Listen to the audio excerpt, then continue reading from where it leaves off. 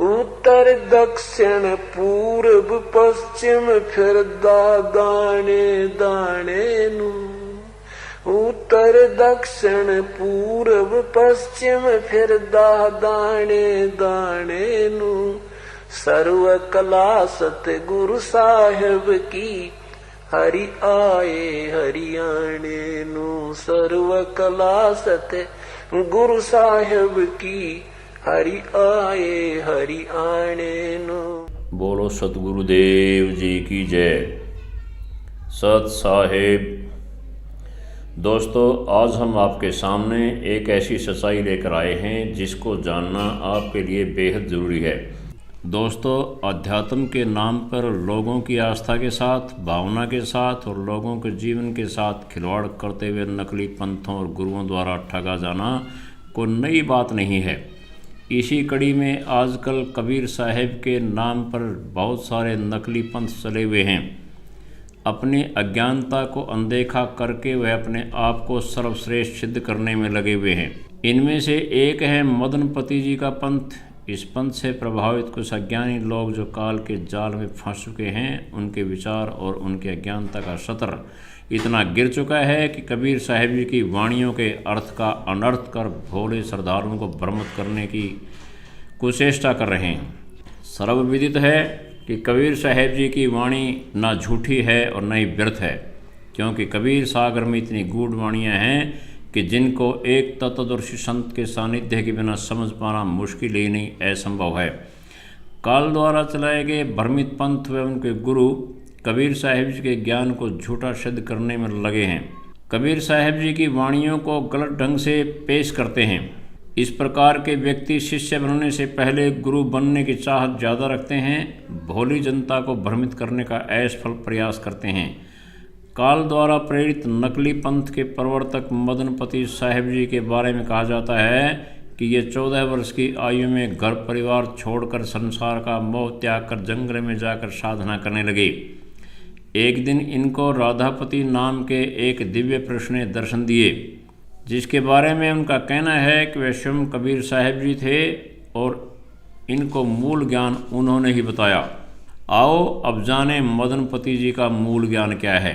दोस्तों, इसको मूल ज्ञान कहेंगे या भूल ज्ञान, इस पर आपको विचार करना है। कबीर साहिब जिन महान संतों को मिले उनमें गरीबदास जी, गांव छुड़ानी, जिला झज्जर, हरियाणा वाले, दादू साहिब जी, नानक साहिब जी, मलोकदास साहिब जी, धर्मदास साहिब जी व घीसादास साहिब जी, गांव खेखड़ा, उत्तर प्रदेश वाले।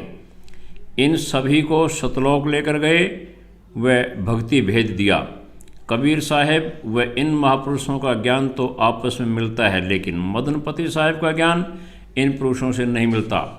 यदि गहराई में जाकर विचार करें तो मदनपति साहिब को जो दिव्य पुरुष मिले वे कबीर साहिब नहीं स्वयं काल थे। यहाँ काल ने मदनपति जी को न स्वयं का ज्ञान करवाया, ना ही कबीर साहिब का भेद दिया। काल ने जो ज्ञान बताया वह कबीर साहिब के ज्ञान से बिल्कुल भिन्न है। मदनपति जी को भ्रमित कर दिया गया कि ऊपर कोई लोक नहीं है, न सतलोक, न अलखलोक, न अगमलोक और न ही अनामी लोक है। आत्मा ही परमेश्वर है तो खुद ही परमात्मा है। अपना निज स्वरूप को देख ले, उसमें स्थित हो जा, इसको पूर्ण मुक्ति कहते हैं। मदनपति जी का ग्रंथ व उनके प्रचारक कहते हैं श्वास का सिमरण नहीं करना है, किसी अक्षर का जाप नहीं करना है, सतलोक, अलखलोक, अगमलोक, अनामी लोक नहीं है, परमात्मा का रहने का कोई स्थान नहीं है, आत्मा को किसी ने पैदा नहीं किया, वह स्वयं ही बनी है। इनके मूल ज्ञान के अनुसार आत्मा ही सतनाम, आत्मा ही सारनाम, आत्मा ही निशब्द, अकह, अनाम आदि आदि हैं। इनका कहना है कि हम सीधा सारनाम देते हैं, अक्षर वाले शब्द का जाप नहीं करना है, सीधा निज स्वरूप को लखाते हैं, त्रिकुटी में नहीं जाना है। मुक्ति आत्मज्ञान से होगी, अर्थात निज स्वरूप देखने से होगी। दोस्तों, ये अपने अज्ञान को कबीर साहिब के द्वारा दिया गया ज्ञान बता रहे हैं, जिसको ये मूल ज्ञान कह रहे हैं। दरअसल इनका ज्ञान कबीर साहब जी के ज्ञान से बिल्कुल भिन्न है। दोस्तों, आज आपके सामने इनके द्वारा फैलाए जा रहे अज्ञान का पर्दाफाश करेंगे। अब सच्चाई देखकर निर्णय करें कि इन्हें कबीर साहब मिले या काल भगवान मिले। कबीर साहब जी की वाणी से ही इन्हें सभी बिंदुओं पर झूठा साबित करेंगे। मदनपति जी को राधापति के रूप में काल मिले थे। इस बात को गहराई से समझने के लिए हमें यह देखना होगा कि कबीर साहब जी का ज्ञान क्या कहता है और मदनपति जी का ज्ञान क्या कहता है। यदि मदनपति जी का ज्ञान कबीर साहब के ज्ञान से मेल नहीं खाता तो स्वतः ही सिद्ध हो जाएगा कि मदनपति जी को काल भगवान मिले और अपना आधा अधूरा ज्ञान देकर भ्रमित कर दिया। आइए देखिए कबीर साहब के ज्ञान में और मदनपति जी के ज्ञान में कितना अंतर है। हम इसको तुलनात्मक तरीके से बताएंगे। मदनपति जी तथा उनके प्रचारक कहते हैं कि सार शब्द 10वें द्वार, जिसे ब्रह्मरंध्र कहते हैं, कि ठीक ऊपर शरीर में मिलेगा। कबीर साहब जी कहते हैं सार शब्द शरीर के बाहर 12वें द्वार के ऊपर सुरती कमल में है। मदनपति जी तथा उनके प्रचारक कहते हैं कि त्रिकुटी में नहीं जाना है। कबीर साहब जी ने स्पष्ट किया है कि त्रिकुटी में जाना ही पड़ता है। मदनपति जी तथा उनके प्रचारक कहते हैं कि 52 अक्षर वाले किसी भी मंत्र का जाप नहीं करना है, जबकि कबीर साहब जी कहते हैं मोक्ष प्राप्त करने के लिए 52 अक्षरों में आने वाले नाम मंत्रों अर्थात सतनाम सार नाम का जाप जरूरी होता है। मदनपति जी तथा उनके प्रचारक कहते हैं श्वास का सिमरण नहीं करना है, जबकि कबीर साहब जी कहते हैं कि श्वास का सिमरण मुख्य है। मदनपति जी कहते हैं ऊपर कोई लोक नहीं है, जबकि कबीर साहब की वाणी तथा गरीबदास जी की वाणी में अनेक स्थानों पर ऊपर के लोकों का वर्णन है। आपको प्रमाण दिखाएंगे। दोस्तों, अब हम एक एक बिंदु से इनके अज्ञान का खुलासा करेंगे। तो सबसे पहले हम अपनी पहली वीडियो में सार शब्द का भेद बताते हैं। हम इनके सार शब्द पर चर्चा करते हैं कि मदनपति जी का ग्रंथ व उनका प्रवक्ता सार शब्द को कहाँ बताता है, जो इनके मूल ज्ञान का तथा उनके अनुभव का ग्रंथ है। साथ में ये भी कहते हैं कि ये ज्ञान कबीर साहब जी ने मदनपति जी को दिया है। इनके ग्रंथ सत्यनाम नाम प्रकाश टीका के 89 पेज पर लिखा है कि 10वां द्वार गुप्त है, ब्रह्मरंध्र है ठोर, तहवां सुरती लिप्त करो दे तजो फिर और। इसका टीका करते हुए बताते हैं, गुरुजी शिष्य को समझाते हुए कहते हैं कि ब्रह्मरंध्र को 10वां द्वार भी कहते हैं। उसके ठीक ऊपर चमड़ी में बिल्कुल एक तरह से सटा हुआ अछूता व चेतन आत्मा शब्द रूप है। वहीं पर अपनी सुरती को संसार से हटाकर स्थिर करके लगाओ।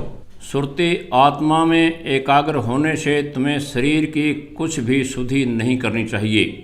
ये कहते हैं कि सुरती लगाते हुए शरीर छोड़ना है, यानी मर जाना है। इनका ग्रंथ व प्रवक्ता बताता है कि हम सार शब्द को सीधा लिखाएंगे और किसी अक्षर वाले नाम के जाप की जरूरत नहीं है। सार शब्द प्राप्त होने के बाद उसमें सुरती लगानी है, सुरती को सार शब्द से जोड़ना है। ऐसा अभ्यास करने से एक दिन आपको सार शब्द परमात्मा का साक्षात्कार होगा। इसके बाद आपका स्वरूप परमात्मा जैसा हो जाएगा अथवा निज स्वरूप को प्राप्त होकर उसमें स्थिर हो जाओगे। परमात्मा और आप में कोई भेद नहीं होगा। फिर आपको महसूस होगा कि तेरे ऊपर और कोई परमात्मा नहीं है। तो स्वयं ही सतनाम सत शब्द, सार शब्द, निशब्द, अकह, अनाम आदि तू स्वयं ही है। तुझे किसी ने पैदा नहीं किया, तू स्वयं ही परमेश्वर है। ये व्याख्या मदन साहेब पंथ के मूल ग्रंथ में वर्णित है तथा इसके प्रचारक भी ऐसा ही प्रचार करते हैं। यही इनके ज्ञान का सार है। ये कहते हैं कि ब्रह्मरंध्र ही 10वां द्वार है। उसके ठीक ऊपर चमड़ी में एक तरह सटा हुआ अछूता वह चेतन आत्मा शब्द रूप है। उसमें अपनी सुरती लगाओ। इसी को ये सार शब्द कहते हैं। इसी में मरते समय तक सुरती लगाते रहोगे तो आपकी मुक्ति हो जाएगी। साथियों, ये इनके ज्ञान का निचोड़ है। इनको तो 10वें द्वार को खोलने का भी पता नहीं है, जबकि कबीर साहब जी ने 12 द्वार बताए हैं। 12वें द्वार के पार सार शब्द है और ये 10वें द्वार में ही सार शब्द की उपलब्धि बता रहे हैं। इनको 10वें द्वार का भी ज्ञान नहीं है, तो 10वें द्वार को खोलने का ज्ञान कहाँ से होगा। इनको जो ज्ञान कराया गया वो 10वें द्वार से भी नीचे का है और इसके बारे में हम आपको अगली वीडियो में बताएंगे कि मदनपति जी को राधापति के रूप में कौन मिले थे और इनको कहाँ का ज्ञान दिया था। इनके ग्रंथ सत्यनाम नाम प्रकाश टीका में सार शब्द के बारे में बताया गया है। ये बताते हैं कि सार शब्द ब्रह्मरंध्र यानी 10वें द्वार के ऊपर शरीर के अंदर है और ये कहते हैं हम अपनी सुरती को विहंगम मार्ग से यानी पक्षी की तरह उड़ाकर सीधे 10वें द्वार के ऊपर लक्ष्य पर पहुंच जाएंगे। साथियों, 10वां द्वार तो 2 अक्षर वाले मंत्र सतनाम के जाप के बिना खुल ही नहीं सकता और न ही दिव्य दृष्टि खुल सकती, यानी पक्षी भी अंधा और द्वार भी बंद, तो विहंगम मार्ग से पक्षी कैसे और कहाँ जाएगा। साथियों, यहाँ इनका ये ज्ञान पूर्ण तौर से फेल है, क्योंकि कबीर साहब जी को योगी ऋषि मुनि यही बात कहा करते कि हम सुरती के साथ अपने लक्ष्य को बना लेते हैं फिर उड़कर वहीं चले जाते हैं। उनको भी कबीर साहब जी कहते थे तुम्हारी सुरती यानी पक्षी तो अंधा है, लक्ष्य का पता नहीं, तो अंधा पक्षी कहाँ उड़कर जाएगा।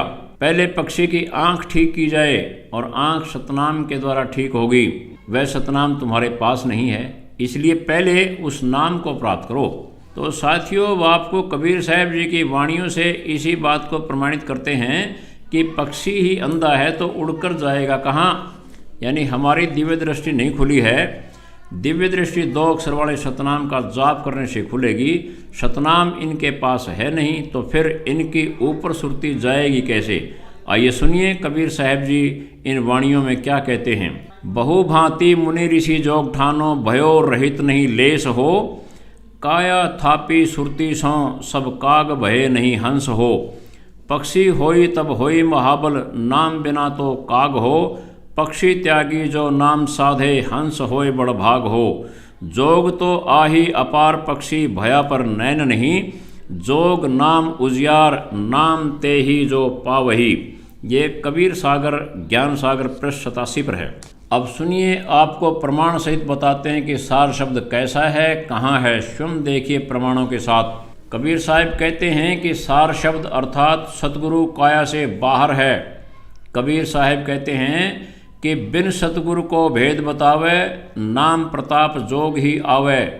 काया तेजो बाहर होई, भाग जीव पावे पुनि सोई। बाहिर को मैं कहब ठिकाना, सुरती कमल सतगुरु निर्वाणा। कबीर सागर ज्ञान सागर पृष्ठ 87। सुरती कमल का बूझ ठिकाना, द्वादश दर पर हमारा स्थाना। सदग्रंथ साहेब पेज 465। सुरती कमल सतगुरु हैं भाई, जिन अक्षय वृक्ष की राह बताई। सदग्रंथ साहेब पेज 469। इन वाणियों का अर्थ समझने से पहले हमें यह जानना होगा कि सार शब्द को सतगुरु भी कहते हैं, शब्द गुरु भी कहते हैं। एक वाणी और सुनिए। देही को सतगुरु कहे, यह सब धूंधर ज्ञान, 4 दाग आवे नहीं, वाकु सतगुरु जान। इन वाणियों में कबीर साहब व गरीबदास जी महाराज ये समझाना चाहते हैं कि सतगुरु या सार शब्द का मूल ठिकाना सुरती कमल में है, जो 12वें द्वार के पार सतलोक में है। इन वाणियों से प्रमाणित हो गया है कि सार शब्द 12वां द्वार पार करके सतलोक में सुरती कमल में है। जब तक हमारी सुरती वहाँ नहीं पहुँचेगी तब तक सार शब्द की झलक स्वप्न में भी नहीं मिलेगी। कबीर साहब जी व गरीबदास जी के ज्ञान से अलग सार शब्द के लिए मदनपति जी के पंथ वाले ब्रह्मरंध्र यानी 10वें द्वार में ध्यान लगवाते हैं, जो ब्रह्मलोक तक की सीमित है। ब्रह्मलोक में 10 प्रकार की धुन सुनती हैं, वह बहुत आनंद भी मिलता है, इसलिए ब्रह्मलोक को सुख सागर भी कहा है। ये मदन पंथ वाले 10वें द्वार अर्थात ब्रह्मरंध्र तक की भक्ति देकर जीव को उलझा कर रखते हैं।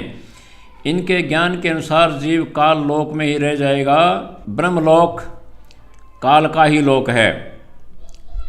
यदि आपके भाग्य में कोई पाप कर्मों की मार या कोई दुख आने वाला है तो इस भक्ति से ये दुख भी दूर नहीं हो सकता और न ही मोक्ष होगा। लेकिन ये अज्ञानी लोग इसी को सार शब्द परमात्मा व पूर्ण मोक्ष बताते हैं। लेकिन वास्तव में 12वें द्वार के ऊपर जो सार शब्द प्राप्त होगा उसकी धुन व आनंद इसकी तुलना में कई गुना अधिक होता है। सार शब्द प्राप्ति के बाद हम परमात्मा का साक्षात्कार कर पाएंगे। सार शब्द का सिमरण करके ही पूर्ण मोक्ष प्राप्त होगा। इसी सार शब्द से तुम्हारे पाप कर्म भी कटेंगे, सुख भी मिलेगा और मोक्ष भी मिलेगा। यह सार शब्द 2 अक्षर के सतनाम तथा 1 अक्षर के आदि नाम का अजपा जाप करने से प्राप्त होता है। अब आप स्वयं निर्णय करें कि सार शब्द ब्रह्मरंध्र अर्थात 10वें द्वार में है या 12वें द्वार को पार करके सतलोक में है। आपके सामने प्रमाण सहित निर्णय हो गया है कि सार शब्द 12वें द्वार के पार है, जो कबीर साहब ने बताया है। इससे सिद्ध हुआ कि मदनपति जी के ज्ञान के अनुसार 10वें द्वार में सार शब्द बताना काल द्वारा बताया भ्रमित ज्ञान है, जो बिल्कुल गलत है। आप शिक्षित हैं, स्वयं निर्णय कर लें। एक उक्ति है, हाथ कंगन को आरसी क्या, पढ़े लिखे को फारसी क्या। अब आपको द्वारों का ज्ञान करवाते हैं। कबीर साहब की वाणी क्या कहती है, सुनिए। 10 दरवाजे प्रकट हैं, 4 कुलफ लगाए, 2 दरवाजे उघड़े, हंसा सचू पाए। कबीर शब्दावली पृष्ठ 816 पर। अब ब्रह्मांडों का चित्र देखिए आप। यह वाणी प्रमाण दे रही है 10 दरवाज़ों का ज्ञान सबको है। किसी भी संत को प्रवचन करते हुए सुनिए। ये यही कहते हैं कि 10वें द्वार में ध्यान लगाओ, मतलब कि 10वां द्वार तक की जानकारी सबको है। आगे वाणी है 4 कुलफ लगाए। इसके बारे में सतगुरु बताते हैं कि काल निरंजन के पास 21 ब्रह्मांड का साम्राज्य है। इसमें 5-5 ब्रह्मांडों को मिलाकर 4 महाब्रह्मांड बना रखे हैं। ये 4 कुलफ यानी 4 ताले इन ब्रह्मांडों के हैं। इनके पार 2 दरवाजे 11वां व 12वां द्वार हैं। वे द्वार खुलेंगे तब जाकर 12वें द्वार के पार सुरती कमल में सार शब्द प्रकट होता है। अब 10वें व 11वें द्वार 2 अक्षर के ओम सोहम यानी सतनाम के अजपा जाप से खुलते हैं, जो कि पूर्ण सदगुरु जो अधिकारी हैं वे देंगे। उसके जपने से ये द्वार खुलेंगे। यदि इन मंत्रों का जाप बिना पूर्ण गुरु अधिकारी से लेकर करोगे तो ये मंत्र लाभ की बजाय हानि कर देंगे, क्योंकि इनमें बहुत शक्ति होती है, भक्ति से सहन नहीं कर सकता। इनकी शक्ति पागल कर देगी या राक्षस बना देगी। यदि इन परिस्थितियों से बचकर ऊपर 21वें ब्रह्मांड के अंतिम छोर पर 2 अक्षर के जाप के बल पर पहुंच जाते हैं तो वहां एक सुई की नोक जितना सूक्ष्म द्वार है। द्वार के पार सतगुरु रूप में कबीर साहेब जी खड़े होंगे। द्वार के इधर कबीर साहेब जी के शिष्य सहज संतोष जी बैठे हैं। वे सत्यवादी भक्तों को पार करते हैं, उनकी परीक्षा लेते हैं। वे पूछते हैं कि आपके गुरु कौन हैं, आपका इष्ट कौन है, और मंत्र सुनाओ। जो मनमुखी होते हैं अर्थात पूर्ण अधिकारी संत से दीक्षा नहीं लिए होते हैं, उन्हें सहज संतोष जी ऊपर से नीचे गिरा देते हैं। वहाँ का गिरा हुआ दोबारा कभी वहाँ नहीं जाता। काल के 21वें ब्रह्मांड के आखिरी छोर को जो मनमुखी साधना करके पार करके जो आगे जाना चाहते थे, वे मनमुखी भक्ति करने वाले कौन कौन नीचे गिरे जानिए एक वाणी के द्वारा। श्रृंगी ऋषि का पत्र फूटा, पारा ऋषि माया ने लूटा, भिंडी ऋषि जूं भेड़ भिवंडा, बहुरी नहीं वहाँ पाया झंडा, दुर्वासा का ध्यान डगाया, शंखलोचनी कूं भरमाया, 2400 उतरे नहीं घाटी, विषम पंथ है झीनी बाटी, 87 ठेका खाया, सिद्ध 84 उल्टा आया, नारद मुनि से केते वर्णो, जो उबरे सो सतगुर सरनो। सदग्रंथ साहेब पृष्ठ 520। जिन महापुरुषों के नाम इन वाणियों में लिए गए हैं, जैसे श्रृंगी ऋषि जी, पराशर ऋषि जी, भिंडी ऋषि जी, दुर्वासा ऋषि जी, जैन धर्म के 24 तीर्थकर, 88,000 ऋषि और नारद मुनि जी जैसे साधकों ने इन्हीं 2 अक्षर वाले जाप मनमुखी करके 11वें द्वार को पार करने की कोशिश की और उनकी ये दशा हुई। इनको नीचे गिरा दिया गया, क्योंकि इन्होंने कबीर साहब जी के अधिकारी व पूर्ण संत से नाम प्राप्त नहीं था। अब आप विचार करें कि जिनके पास नाम ही नहीं और 10वें द्वार में ध्यान लगाते हैं और वे पूर्ण मोक्ष की बात करते हैं, इससे आप अंदाज़ा लगा लो कि कहाँ बैठे हैं। 11वें के बाद 12वें द्वार में जो आदि नाम अक्षर है उसको भी अजपा विधि से सुरती नृत्ति से अजपा जाप किया जाएगा, तब वह 12वां द्वार खुलेगा, तब जाकर सार शब्द प्रकट होता है। सार शब्द कोई आलू प्याज नहीं है, जहाँ मर्जी वहाँ मिल जाएगा। सार शब्द को प्राप्त करने के लिए कबीर साहब जी की वाणी में कहते हैं, सतनाम स्वपन में सोसे ज्यों माता बालक को पोसे, जब लग भक्ति अंग अंग नहीं समावा, तब लग सार शब्द कैसे को पावा। कबीर सागर मुक्ति बोध पेज 72। इस वाणी में कबीर साहब जी कह रहे हैं कि सतनाम की अत्यधिक भक्ति होगी और भक्ति अंग अंग में समाएगी। जैसे काम करते करते माँ अपने बच्चे पर ध्यान रखती है, एक पल के लिए भी नहीं भूलती, ऐसे सतनाम का जाप करने से सार शब्द मिलता है। सार शब्द कब और कैसे मिलता है, इसे बंदी छोड़ सतगुरु रामपाल जी महाराज के मुख कमल से भी सुनिए। गरीब मन राजा खेलन चला रंग होरी हो, त्रिवेणी के तीर राम रंग होरी हो। मन राजा खेलन चला रंग होरी हो, त्रिवेणी के तीर राम रंग होरी हो। 5 सखी नित संग है रंग होरी हो, बरस के सरनीर राम रंग होरी हो। इला पिंगला मध्य है रंग होरी हो, बीच सुषमना घाट राम रंग होरी हो। शिव बर्मादिक खेलाई रंग होरी हो, सनगातिक जो है बाट राम रंग होरी हो। उसे परमात्मा की तरफ हर एक इंसान, हर ऋषि, हर संत भक्ति में लगा हुआ है, लेकिन वो सतभाव सतनाम ना मिलन की वजह से, सार शब्द ना पान सार नाम सार शब्द ना मिलन की वजह से वो वहाँ नहीं पहुँच पाए। ये सभी अपना नाम ले रहे हैं, सनकादिक, सनक सनंदन, ब्रह्मादिक यानी शिव जी, ब्रह्मा विष्णु महेश, सभी उस नाम में यानी भक्ति में लगे हुए। आप देखिए कि जहाँ पर ब्रह्मा विष्णु महेश नहीं जा सकते, उनके उपासक कहाँ जाएंगे। एक का बात को समझ लेवा इंसान को, इतना इशारा बहुत हो है। अब उन तो फालतू तो उनके उपासक ना सिद्ध हो सकते, ना समाधिस्थ हो सकते, ना वो कोई ऐसी सिद्धि प्राप्त कर सकते, और वो भी पार ना हो सकते, तब वह कहाँ जाएंगे। तो क्या कहें, शेष सैंस मुख गावे ही रंग होरी हो, यो नारद पोर नाद राम रंग होरी हो। हाथ अबीर गुलाल है रंग होरी हो, खेलत हैं सब साध राम रंग होरी हो। इंद्र कुबेर वरुण है रंग होरी हो, धर्मराय दान धरंत राम रंग होरी हो। चित्रगुप्त चितवन कर रंग होरी हो, कोई न पावे अंत राम रंग होरी हो।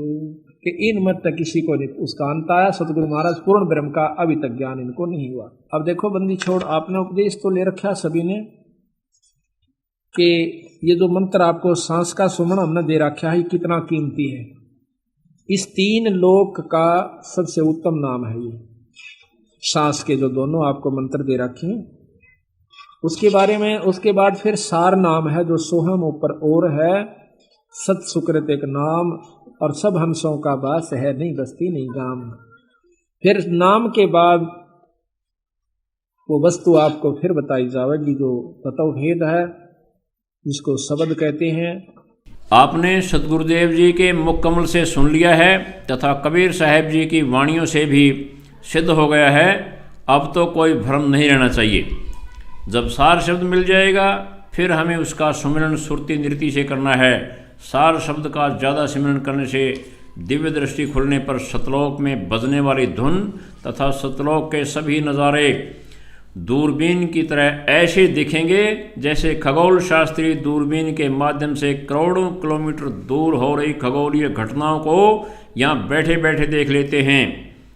इसी तरह यहीं बैठे दिव्य दृष्टि से ही परमात्मा के दर्शन होंगे। उसके बाद जीव को हमेशा के लिए जन्म मरण से छुटकारा मिल जाएगा। वाणी में कहा है, दिव्य दृष्टि खुली हमारी, सार शब्द से टोया वो, गरीबदास गायत्री लापी, शीश पीठ यम रोया हो। सदग्रंथ साहिब पेज 946। इस वाणी में गरीबदास जी समझा रहे हैं, जब सार शब्द की ज़्यादा कमाई हो जाएगी तो सार शब्द के द्वारा हम परमात्मा को प्राप्त कर पाएंगे और काल शीश पीट कर रोता रह जाएगा। तो साथियों, मदनपति पंथ वालों को सार शब्द की परिभाषा का भी पता नहीं, तथा इन्हें सार शब्द की भनक भी नहीं है, ना मिल सकती। ये सार शब्द को शरीर के अंदर 10वें द्वार के ऊपर बता रहे हैं, जबकि कबीर साहिब जी ने 12वें द्वार को पार करके सतलोक में सुरती कमल में सार शब्द बताया है। लेकिन ये मदन पंथ वाले अपने अज्ञान से जनता को मूर्ख बना रहे हैं। ऐसे लोगों से सावधान रहने की ज़रूरत है। पढ़ा लिखा समाज ऐसे व्यक्तियों की मीठी मीठी बातों के बहकावे में न आए। एक वाणी कहती है, बीजक की बातां कहें बीजक नाही हाथ, पृथ्वी डोबन उतरे कह मीठी बात। सदग्रंथ साहिब पेज 161। इसके लिए गरीबदास जी महाराज कहते हैं, कुछ अज्ञानी लोग अपने आप को ज्ञानी सिद्ध करने की कोशिश करते हैं कि मूल ज्ञान हमारे पास ही है, जबकि उनके पास ज्ञान की ABCD भी नहीं है। वे तो मीठी मीठी व लच्छेदार बातें कहकर भगत समाज का विनाश करने के लिए पैदा हुए हैं। मदनपति जी के पंथ के स्टार प्रचारक जी, आपसे नम्र निवेदन है, आप इस झूठे व भ्रमित ज्ञान के प्रचार प्रसार को बंद कर दें। परमात्मा से डरें, लोगों के अनमोल जीवन से खिलवाड़ न करें। इसका बहुत बड़ा दोष लगता है, आने वाले जन्मों में इसको भोगना भी पड़ता है।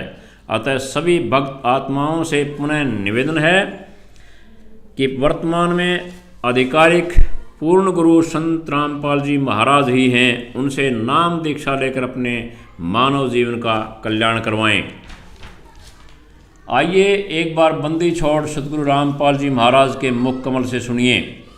तो इस विषय में आज तत्वदर्शी संत ये रामपाल दास है, जिला हिसार, हरियाणा।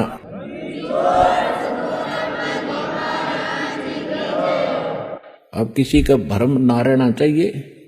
देखो, एक 1000 का नोट है, उस पर लिखा है कि मैं धारक को 1000 रुपये देने का वायदा करता हूं। दास पे लिखा नहीं है। दास बोल सकता है कि मैं उपासक को सर्व सुख और पूरा कंप्लीट मोक्ष देने का वायदा करता हूं जब नियम रहोगे तो।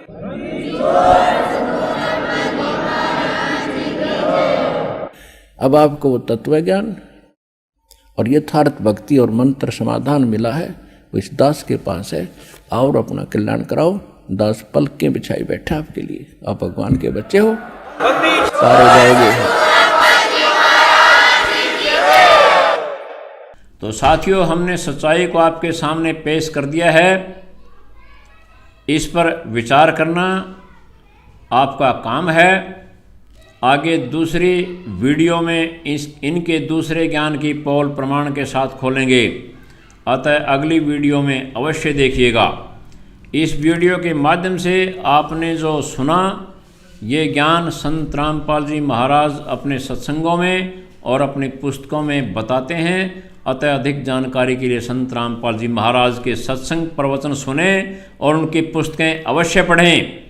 सत साहिब।